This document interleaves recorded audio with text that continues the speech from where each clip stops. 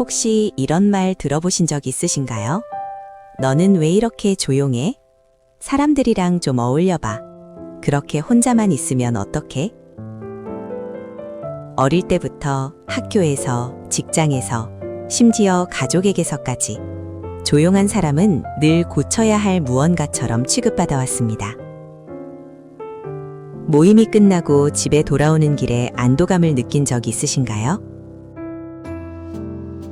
정기 모임이 끝난 후 혼자 조용히 앉아 있을 때 비로소 숨을 쉴 수 있었던 경험이 있으신가요? 사람들이 많은 공간에서 괜찮은 척 웃고 있었지만 마음속 깊은 곳에서는 언제쯤 여기서 나갈 수 있지? 라고 생각했던 순간이 있으신가요? 만약 그렇다면 이 영상은 당신을 위해 만들었습니다. 오늘 저는 여러분께 아주 중요한 말씀을 드릴 겁니다.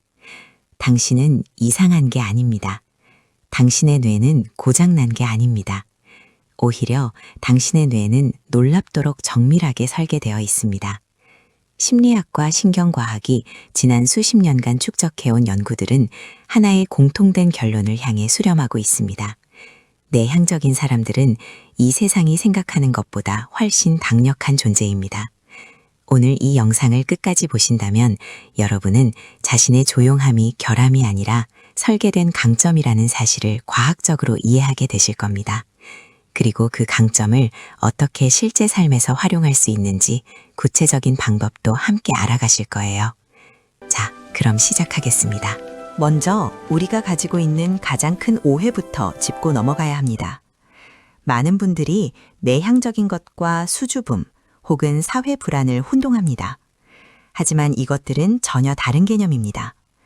수줍음은 사람들과 어울리고 싶지만 두려움 때문에 그러지 못하는 상태입니다. 사회 불안은 사회적 상황에서 극도의 불안과 공포를 느끼는 임상적 상태고요. 그런데 내향성은 다릅니다. 내향성은 사람들과 어울리는 것 자체를 즐길 수 있지만 그 이후에 혼자만의 시간을 통해 에너지를 회복하는 방식을 가진 사람들의 특성입니다. 심리학자 칼 융이 처음 이 개념을 체계화했을 때 그는 이것을 병리가 아닌 성격의 두 가지 정상적인 방향성 중 하나로 정의했습니다. 외향적인 사람은 외부 세계에서 에너지를 얻고 내향적인 사람은 내면 세계에서 에너지를 얻는다고요. 그런데 우리가 살고 있는 세상은 어떻게 설계되어 있나요? 오픈형 사무실, 팀 브레인스토밍, 네트워킹 파티, 프레젠테이션 평가, 발표 점수. 이 모든 것들은 외향적인 사람에게 유리하게 설계된 시스템입니다. 심리학자 수전 케이는 그의 저서 콰이어트에서 이것을 외향성 이상이라고 불렀습니다. 우리 사회가 내향성을 결함으로 보는 문화적 편견을 가지고 있다는 거죠. 하지만 흥미로운 통계가 있습니다. 전 세계 인구의 30에서 50%가 내향적인 성향을 가지고 있다는 연구 결과가 있습니다. 포춘 500 기업 CEO들 중에는 예상외로 내향적인 리더들이 많습니다. 빌 게이츠, 워런 버핏, 마크 저커버그, 앨런 머스크, 아인슈타인, 링컨. 이들이 공통적으로 가진 특성 중 하나가 바로 내향성입니다. 이것은 우연이 아닙니다. 내향적인 사람들이 가진 뇌의 구조와 작동 방식이 특정 상황에서 압도적인 강점을 발휘하도록 설계되어 있기 때문입니다. 지금부터 그 과학적 근거를 함께 들여다보겠습니다. 내향적인 사람과 외향적인 사람의 가장 근본적인 차이 중 하나는 도파민에 대한 감수성입니다. 도파민은 여러분도 잘 아시는 보상 호르몬이죠. 새로운 자극, 사회적 상호작용, 흥분되는 경험을 할 때 분비됩니다. 그런데 심리학자 마빈 주커만과 신경과학자 리처드 데이비드슨의 연구에 따르면 내향적인 사람들은 이미 기준 수준의 도파민 활성화가 높은 상태에 있다고 합니다. 쉽게 말하면 이렇습니다. 외향적인 사람의 뇌는 마치 배터리가 절반쯤 방전된 스마트폰과 같습니다. 충전이 필요한 상태, 즉 외부 자극이 더 필요한 상태죠. 그래서 파티에 가고 사람을 만나고 새로운 활동을 찾는 겁니다. 반면 내향적인 사람의 뇌는 이미 충전이 잘 된 상태입니다. 추가적인 외부 자극이 과잉 충전처럼 느껴질 수 있어요. 시끄럽고 자극이 많은 환경이 불쾌하게 느껴지는 이유가 바로 이것입니다. 이건 약점이 아닙니다. 내향적인 사람의 뇌는 적은 자극으로도 최대의 성과를 낼 수 있도록 설계되어 있다는 뜻입니다. 두 번째 차이는 아세틸콜린이라는 신경 전달 물질입니다. 도파민이 외부 보상과 관련이 있다면 아세틸콜린은 내면의 집중, 사고, 학습과 관련이 있습니다. 내향적인 사람들은 도파민보다 아세틸콜린 경로에 더 의존하는 경향이 있습니다. 이 경로가 활성화될 때 내향인들은 쾌감과 만족감을 느낍니다. 그래서 내향적인 사람들이 혼자 깊이 생각하거나 독서를 하거나 복잡한 문제를 풀거나 창작 활동을 할 때 외향인이 파티에서 느끼는 것과 동등한 수준의 쾌감을 경험합니다.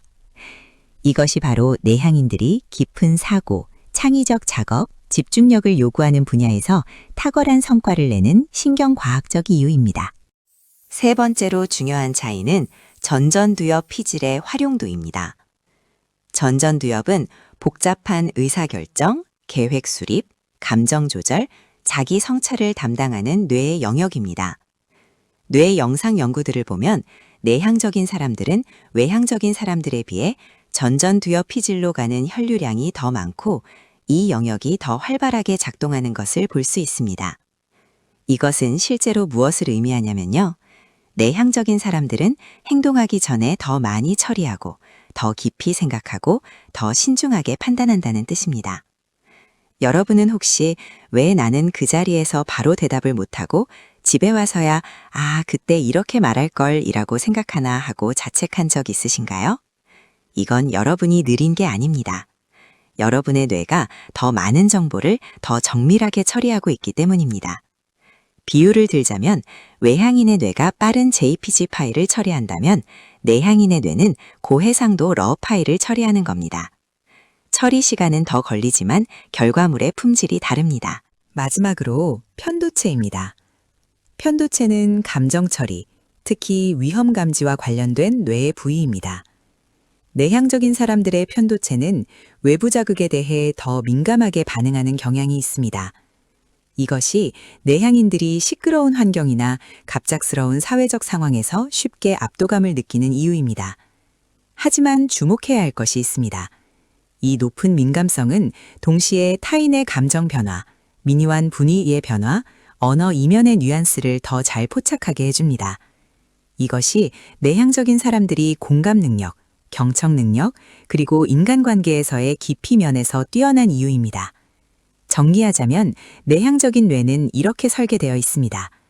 외부 자극에 덜 의존하지만 내면 처리 능력이 탁월하고 깊은 사고와 집중력에서 보상을 얻으며 더 신중하고 정밀한 판단을 내리고 타인의 감정과 상황을 더 섬세하게 감지합니다.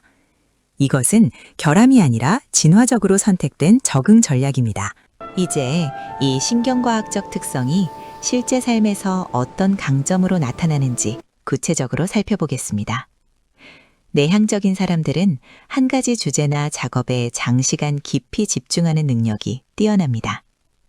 심리학자 미하이 칙센트미하이가 말한 플로우 상태, 즉 시간 가는 줄 모르고 완전히 몰입하는 경험을 내향적인 사람들이 더 자주, 더 깊이 경험한다는 연구가 있습니다. 이것은 복잡한 문제 해결, 창작 활동, 학문적 성취, 기술 개발 등에서 압도적인 이점이 됩니다. 내향적인 사람들은 대화할 때 말하는 것보다 듣는 것에 더 많은 에너지를 씁니다. 그리고 앞서 말씀드린 편도체의 높은 감수성 덕분에 상대방의 말 속에 담긴 감정, 뉘앙스, 진짜 의도를 더 잘 파악합니다. 이것이 내향적인 사람들이 종종 훌륭한 상담사, 멘토, 리더가 되는 이유입니다.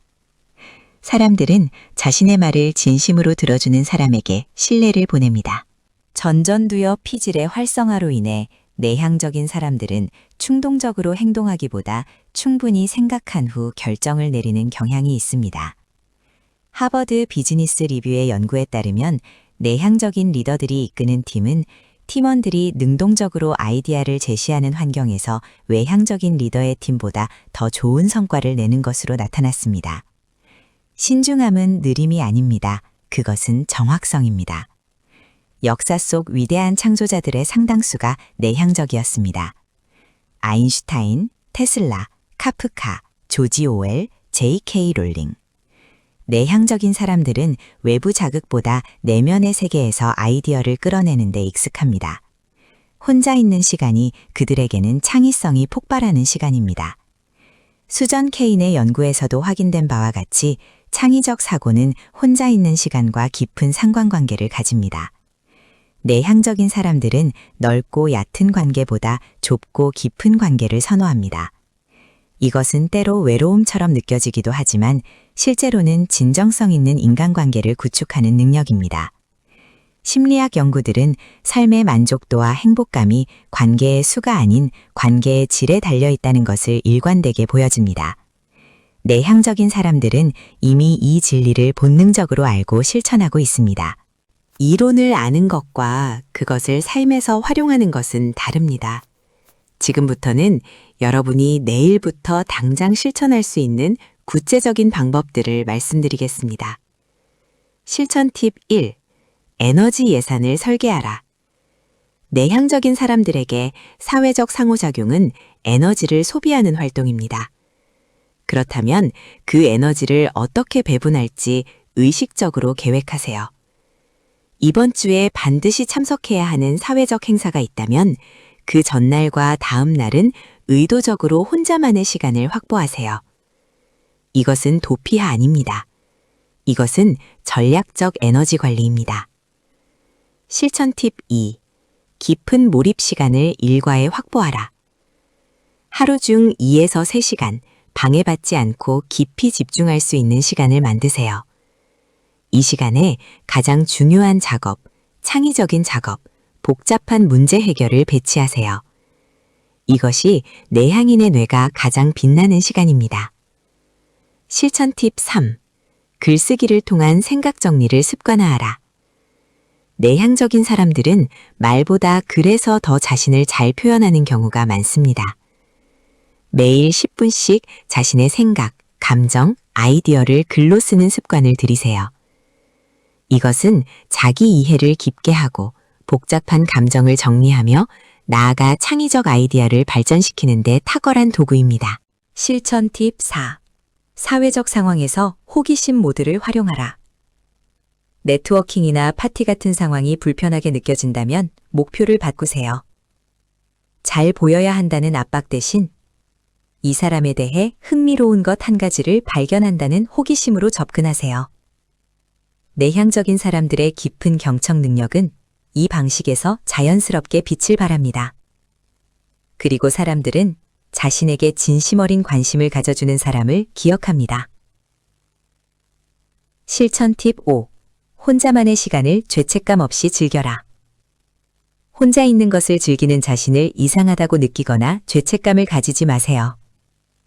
이 시간은 여러분의 뇌가 처리하고 통합하고 창조하는 시간입니다. 심리학에서는 이것을 독처, 솔리튜드라고 부르며 창의성과 정신건강의 필수적인 요소로 인식합니다. 실천 팁 6. 자신의 커뮤니케이션 방식을 설명하라. 직장이나 중요한 관계에서 자신이 즉각적인 답변보다 생각할 시간이 필요하다는 것을 상대방에게 알리세요. 저는 중요한 결정은 하루 정도 생각해 본 후에 답변 드리는 편입니다. 회의에서 바로 아이디어가 나오기보다 미리 자료를 검토한 후에 더 좋은 의견을 드릴 수 있습니다. 이것은 자신의 약점을 인정하는 것이 아니라 자신의 강점을 최대화하는 조건을 만드는 것입니다. 실천 팁 7. 강점 기반의 환경을 설계하라. 가능하다면 자신의 내향적 강점이 빛날 수 있는 환경과 역할을 선택하세요.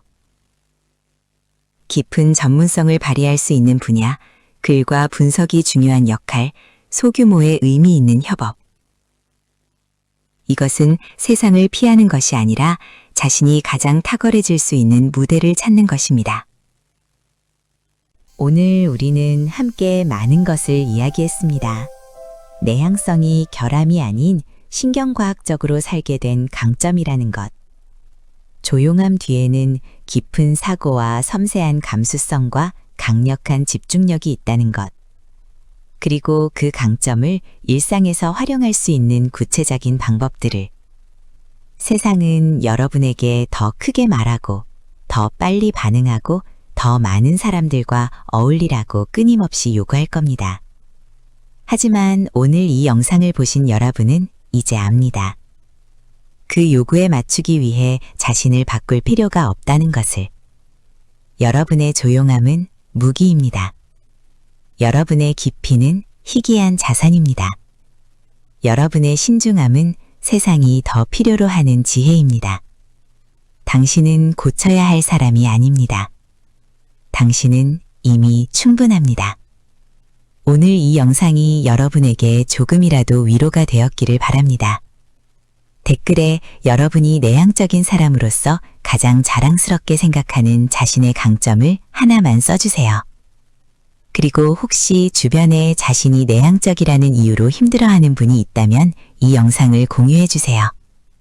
오늘도 봐주셔서 감사합니다.